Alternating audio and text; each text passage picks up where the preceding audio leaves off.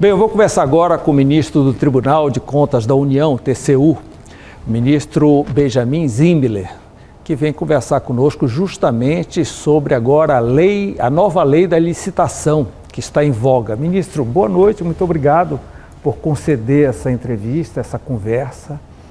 Nós estamos aí comemorando já o primeiro ano da nova lei de licitações. Parece que ainda não pegou bem, o portal não está funcionando, as duas legislações ainda estão funcionando, né? Simultaneamente. O senhor acredita nessa nova legislação?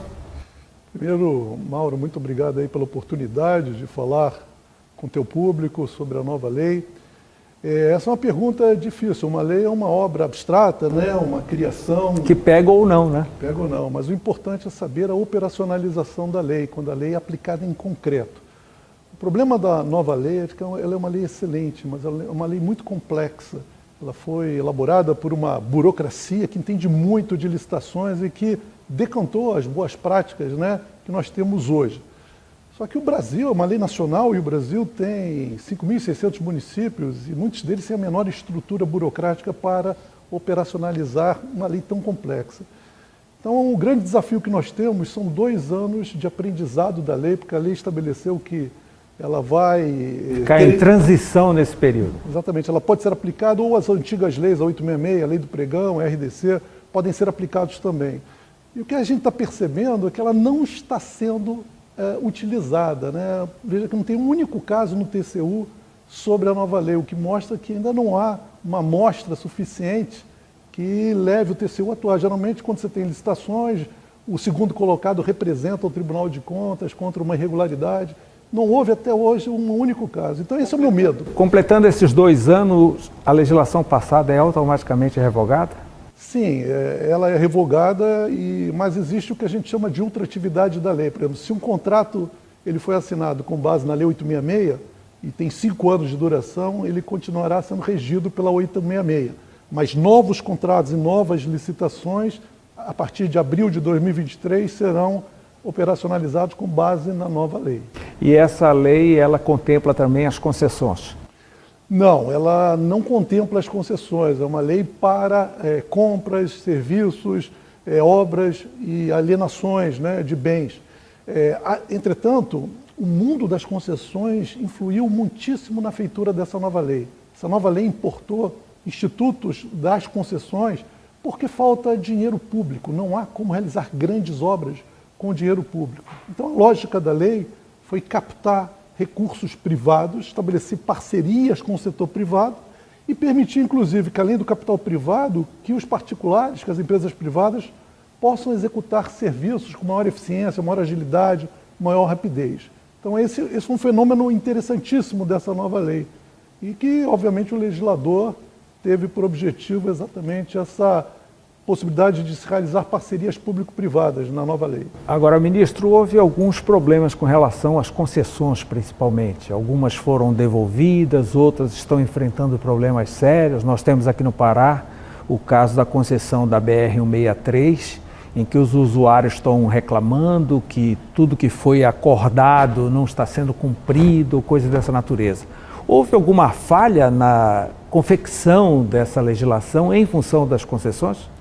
Na verdade, eu não diria que houve uma falha. Quando se realiza uma concessão, o que se está a fazer é buscar a assinatura de um contrato de 25, 30, 35 anos. E os cálculos que são feitos, os estudos, fazem esse prognóstico de 30 e 35 anos, e são falhos.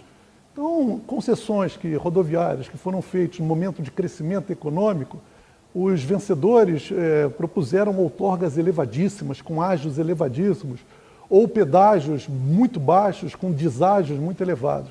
São essas as concessões problemáticas, tanto rodoviárias quanto aeroportuárias. É o tarifário. É o tarifário. E aí surgiu a possibilidade, através de uma legislação relativamente recente, de se fazer a relicitação.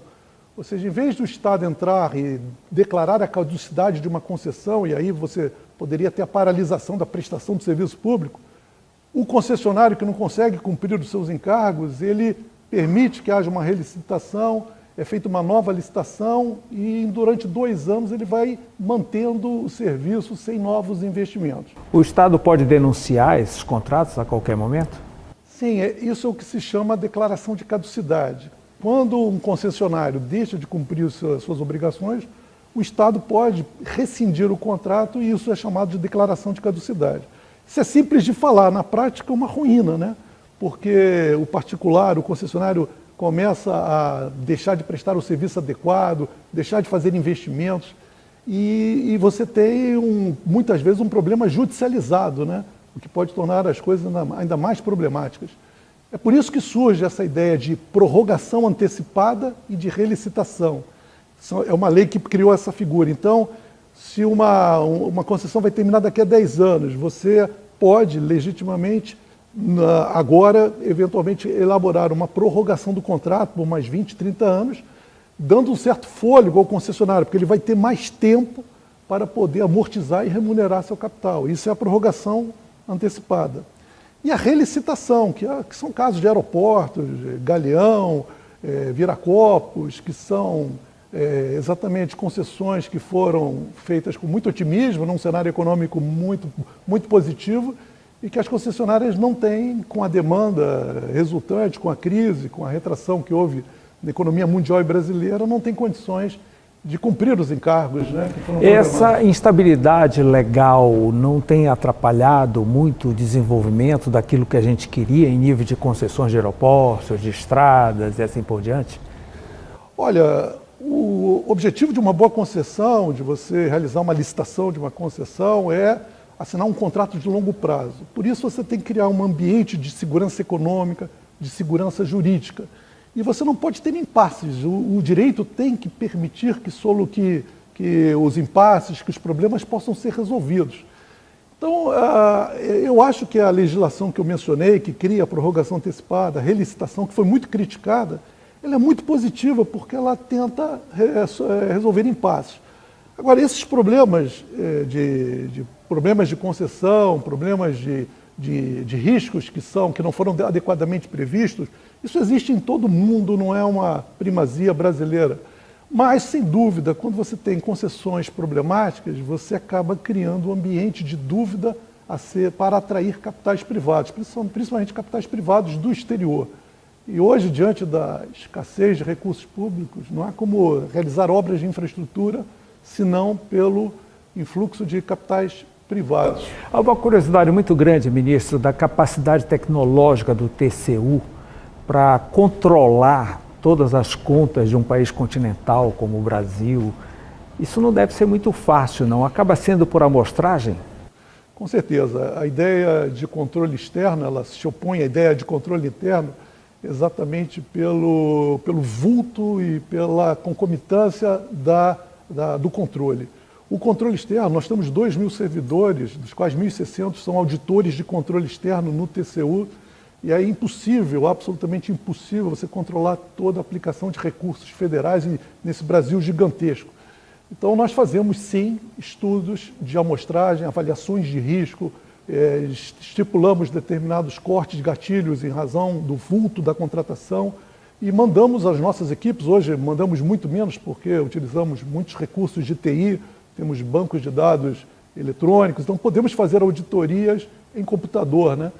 Então, mas de qualquer forma, isso é feito de forma seletiva, temos um programa semestral, um plano anual de auditoria que leva em conta fatores de risco e às vezes a possibilidade de você ter infrações, de você ter ilicitudes. Do ponto de vista de sistema, de TI, o TCU tem parcerias, como por exemplo Receita Federal?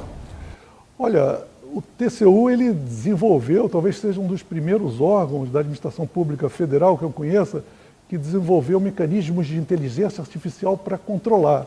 Então nós temos robôs que têm o nome Alice, Mônica, que basicamente captam dados dos bancos de dados que estão disponíveis e fazem avaliações de tipologias de erros, verificam indícios de fraudes, e esses robôs remetem aos nossos auditores esses indicativos. Então, muito do nosso planejamento de auditoria leva em conta a informação que recebemos dos robôs. Esses robôs estão lendo todos os editais de licitação, todas as compras feitas, O Portal Nacional de Compras Públicas, que vai ser um grande portal da nova lei de licitações, que vai ser uma grande fonte de informações para que o TCU possa realizar as suas investigações. Então, se nós não tivéssemos mecanismos de TIs dessa forma, nós não teríamos a menor condição de realizar uma auditoria minimamente eficiente das contas federais. Mas, não tenha dúvida, o controle interno de cada órgão, de cada entidade, é que tem o seu, como principal encargo, a avaliação concomitante das ações da administração pública. A leitura para nós leigos é de que o TCU fez uma autoanálise e segurou, por exemplo, as concessões. As concessões não conseguem andar porque estão paradas no TCU. Houve essa análise de que não estava tudo devidamente azeitado?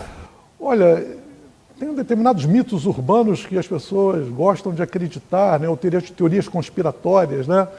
A verdade, eu tenho que reconhecer que o TCU acompanha concessões há muitos anos, há muitas décadas. E eu tenho que reconhecer que, no início, o papel do TCU foi incisivo demais, talvez pela fragilidade das agências reguladoras, porque eram as primeiras concessões. E aí, sem dúvida, eu tenho que reconhecer que muitas vezes nós invadimos uma área discricionária de forma arriscada, mas isso era feito às vezes com o beneplácito das agências reguladoras, que iam ao TCU e nos pediam para regular. Mas nos últimos anos, o TCU tem respeitado o espaço de decisão regulatória das agências, tem elevado muitíssimo o nível do debate. O TCU tem equipes técnicas que se especializaram na área rodoviária, ferroviária, energia elétrica, telecomunicações, e que analisam profundamente os estudos e o edital de licitação para a concessão. E aí vem a grande virtude que o TCU faz, que é estabelecer essa dialética e a melhoria do nível das concessões, das nossas licitações de concessão. Então, se você pegar um empresário e hoje perguntar o que ele acha do TCU, eu diria que houve uma enorme migração. O risco TCU foi transformado, a ação do TCU saiu do risco TCU para um fator de segurança jurídica, de segurança econômica. Não um, mas vários empresários que querem investir no setor vêm ao gabinete e dizem, olha, quando o TCU qualifica um edital de licitação e os estudos, nós nos sentimos mais tranquilos para aportar recursos, para fazer a nossa proposta, porque os estudos ratificados pelo TCU passam a ser muito mais consistentes e dão segurança jurídica, segurança econômica, para aquele que quer investir capital no Brasil de longo prazo, que vai render, vai gerar renda, vai gerar empregos. Portanto, é um capital super bem-vindo para a nossa economia. E, ministro, em nível de Tribunal de Contas, a privatização da Petrobras está em que estágio? Bem, a privatização da Petrobras não está em estágio nenhum, talvez da Eletrobras. Sim, da Eletrobras. A Petrobras é porque a gente está todo mundo falando aí, pô, Petrobras vai ser privatizada. O nível da Eletrobras, isso? Porque como eu estou de férias hoje, talvez já tivesse alguma coisa que eu não soubesse. É sonho ainda. Bem, o TCU nos processos de capitalização e privatização, o TCU é chamado pela lei das desestatizações a falar sobre o processo. Então, nós atuamos duas vezes, há 2 acordos do TCU. Um analisando o valor adicional da concessão, que era um valor que a nova Eletrobras privatizada vai ter que pagar à União, à outorga, à CDE, que é uma conta que vai fazer a modicidade tarifária, vai permitir, e há projetos de revitalização de bacias hidrográficas, bastante discutível isso. Mas a nova Eletrobras vai ter que pagar ao Estado uma outorga. E esse valor ele deriva da transformação dos contratos de geração da nova Eletrobras. Eles vão sair do ambiente regulado para o ambiente de comercialização livre. Vai haver a descotização das empresas, dessas 36 usinas hidrelétricas da Petrobras. Da Eletrobras. Mas esse valor foi discutido pelo tribunal e foi aprovado pelo tribunal. É um valor difícil de ser apurado, porque envolve a tal prognóstico em 30, 35 anos. Então, o primeiro acordo aprovou o valor da outorga, né, o valor adicionado aos contratos de concessão. E o segundo, que foi bastante recente, analisou o processo de capitalização da Petrobras, o valor mínimo da ação, as novas regras de governança da nova Eletrobras, que vai se transformar numa corporation, aquelas chamadas poison pills, pílulas de veneno, que impedem o controle acionário, né, por parte de algum agente, algum acionista, e o TCU também aprovou essa área. Então agora nós estamos esperando, talvez para o mês de junho, que haja essa capitalização, essa oferta de ações. Ela pode ser fatiada, esse processo pode ser fatiado? Sim, há todo um processo, né, de captação de recursos, né, fundos de pensão, haverá espaços também para os empregados da Eletrobras, aqueles que aplicam ou que têm saldos no FGTS. E o objetivo do Estado é ter uma participação de 45%, né? Então, se isso não for obtido no primeiro lançamento, a própria União lançará ações, isso será um comando secundário, né? O sistema não é tão simples, mas a ideia é tornar a Eletrobras uma corporation, ninguém terá um controle acionário superior a 10% e a União com, no máximo, 45% de capital com direito a voto. Ministro Benjamin Zimmermann, muito obrigado por essa nossa conversa, essa entrevista, essas informações extremamente esclarecedoras e parabéns pelo senhor conseguir uma linguagem geral, porque geralmente o juridiquês acaba dominando e a gente fica com dificuldade de entendimento, mas o público em geral e em nome dele eu agradeço os esclarecimentos bastante claros. Olha, eu é que agradeço, Mauro, eu até me surpreendo porque às vezes o grande problema que nós temos de comunicar a ação do TCU e do governo é essa linguagem difícil, juridiquês, mas eu fico feliz de que tenha podido explicar alguma coisa em função das tuas relevantes perguntas. Muito obrigado pela oportunidade. Obrigado.